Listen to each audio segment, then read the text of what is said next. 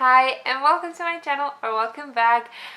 Yeah, you see there's a one here, there's actually one there, but yeah, I ended up giving birth way before I expected, so now I have children. But yeah, that's why I haven't posted here for a while. And now I'm back with my twins. So I kind of promised to post like a pregnancy Q&A video. I have questions for it. Let me know if you want me to post it or not, because I was ready to film it and then ended up giving birth and did not have the chance to do it. So if you're still interested in that, I can still do it. But yeah, today I just wanted to share my twins' birth story because why not? It's kind of a unique one.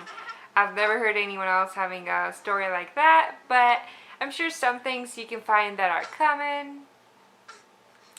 So yeah.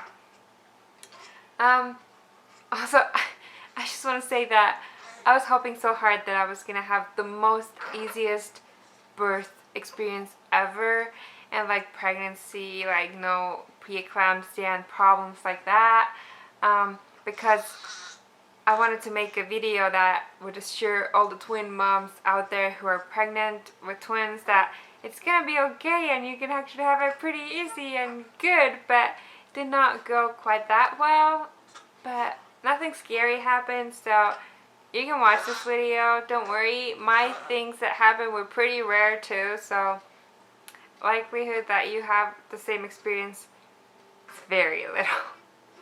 But yeah, before I gave birth, I watched some videos and people had like really high blood pressure and problems. It just scared me so much. So I wanted to like share an experience that was easy, and mine wasn't very easy, but it wasn't too bad. So this is Asher. Asher says hi. It all started, I was 33 weeks pregnant. This is quite early. Like, twins are supposed to come early, but not that early really. Yeah, I had a quite unusual experience. I went to my high-risk doctor's appointment, and it was the first time I went to this appointment because I had a doctor who never sent me there for the first half of my pregnancy, and I felt like he really didn't care much about me, and I got a little frustrated with him, so I switched doctors, and the other doctor sent me there straight away, but straight away was 33 weeks basically. So I went to my high-risk doctor. It was a crazy morning. It was February 2nd, and it was like there just had been a snowstorm the night before, and so roads were not very good. And we got to the hospital, to the high-risk doctor, and nobody was there because we went like the first appointment in the morning at 8, and nobody was there. The office was like closed, and so we called the office, and the lady that answered said that they're all like kind of stuck on the road because roads are so bad and they're coming. So yeah, it was like half an hour later they finally got there, and we finally got to go to the appointment. And so we had the ultrasound. Yeah, and the ultrasound, it was all good. They were doing so well. They were going well, and everything was amazing, and all good things. Yeah, it was all good. And then my first doctor, they kind of at 20-week scan thought I had placenta previa, and so they said, you know, it's nothing to worry about. It usually goes away in the 3rd trimester and happens a lot with twin pregnancies. So I was like kind of worried because I heard that people really worry about that stuff, and it was weird to me that they weren't really concerned. Anyway, at my high-risk doctor, they decided to take a look at it, and they discovered that it was not placenta previa. It was vasa previa, which is apparently really rare. And I asked them, like, is it genetical, or like, why do I have this? And she basically said it's like bad luck, you know. It's nothing in your body that makes it happen, or nothing with the babies. It just happened the way that the umbilical cord and placenta was. Like, there's no way to prevent it, or it doesn't mean I'm gonna have it again. So it's just bad luck, basically, what she said. And so what that means is that,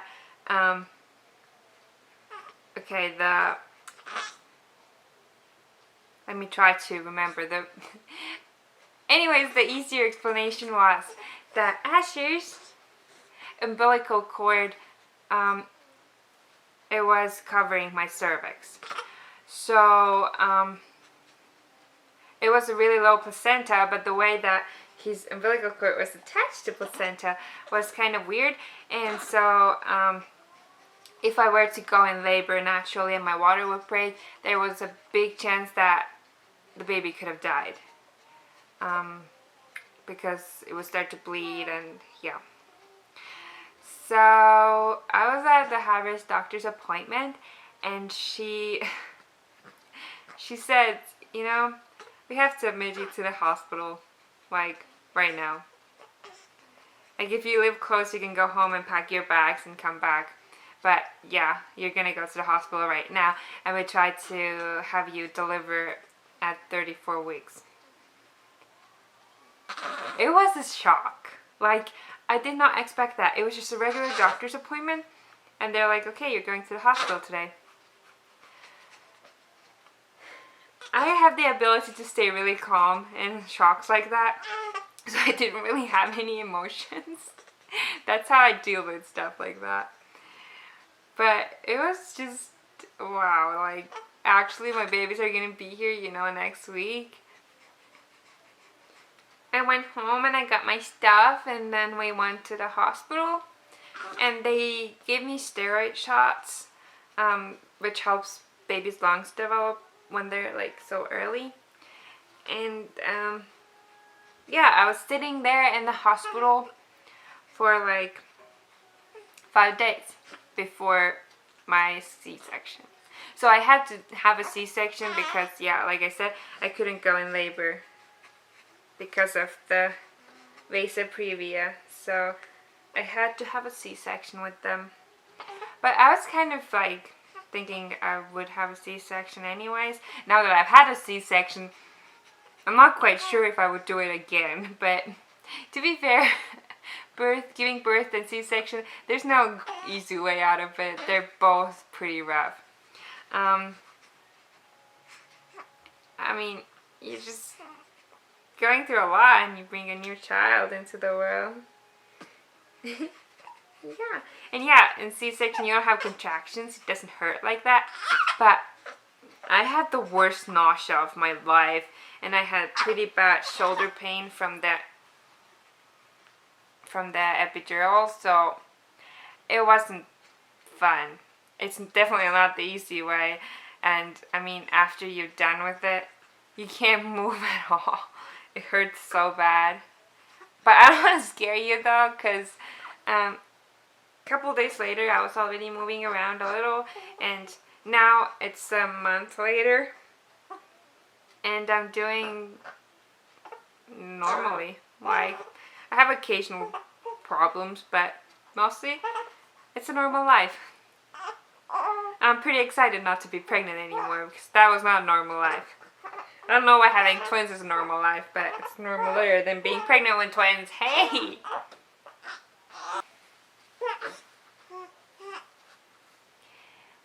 I went to the hospital. I stayed there for 5 days.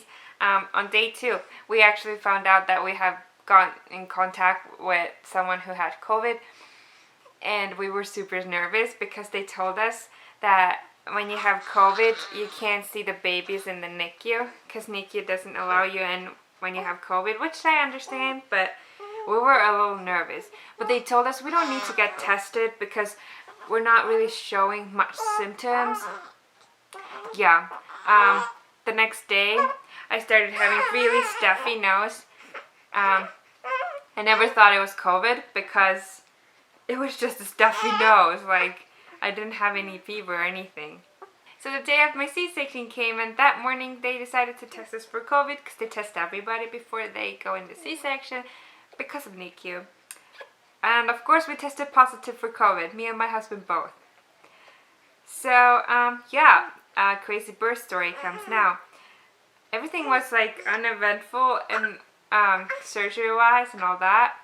I mean, I did have a crazy nausea during that, but they give medications to ease that, but it was disgusting. And yeah, you do feel a lot of pulling and pushing in your stomach when they take the babies out and all that.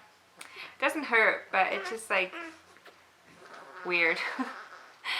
But yeah, I can tell you more about the C-section if you'd like. Because I mean, I had no idea what C-section really was like until I experienced it. So I have a lot to tell, a lot of things I didn't know, a lot of things I didn't consider. But that's another video. In this video, I'm not going to talk about that. Yeah, the crazy moment was Asher came out 1 minute after they started the C-section, so that happens really fast. He was not breathing well, so they put him on oxygen. And they took him like in the other corner of the room, so I did not see him. And Austin came out 2 minutes later, and he was fine. He was crying. He got out, and then they showed him to us and took him away to the NICU. And then at some point they also showed us Asher before they took him away. But I only got to like look at them. I couldn't touch them or anything because we had COVID. So that was a really special and different kind of experience. And then, yeah, it was so rough for the first couple days because I could not see my babies. So I just had like a major surgery, you know. My insides were all cut open and I was recovering in the hospital and I didn't even like see the babies and I felt like I never even gave birth, you know. It was weird. And then 3 days later I got home from the hospital and we just sat at home. Could not see the babies. Actually 7 days later we decided to take a COVID test because we were both feeling very fine. And luckily we tested negative and we were allowed in the NICU earlier than 10 days. So we only couldn't see our babies for 7 days. Which is crazy that they just take away your babies like that. But I understand it was like the best for them. To keep them healthy and safe. And so that's that. We finally saw them in the NICU. They ended up spending altogether 13 days in the NICU and came home pretty fast. And then they've been just growing. And now it's still not yet their official due date of 40 weeks. We are right now 1 month and 2 weeks, I think. So 6 weeks old. And they look super cute. Like, look how cute.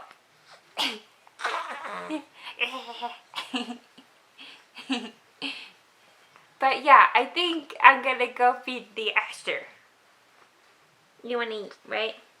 And so, yeah, that was my birth story with COVID, vasa previa, and sudden eviction of the babies from my belly.